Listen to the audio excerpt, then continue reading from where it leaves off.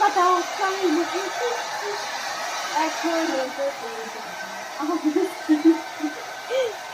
কি রে, কি করিস? কি করবো, বারবার এই চুল নিয়ে প্রবলেম হয়, শোকায় আর না। কতক্ষণ ধরে শুকাচ্ছিস? শোকাতে এত বড় চুল কি রাখা সম্ভব বলো? কেটে ফেল, কেটে ফেল।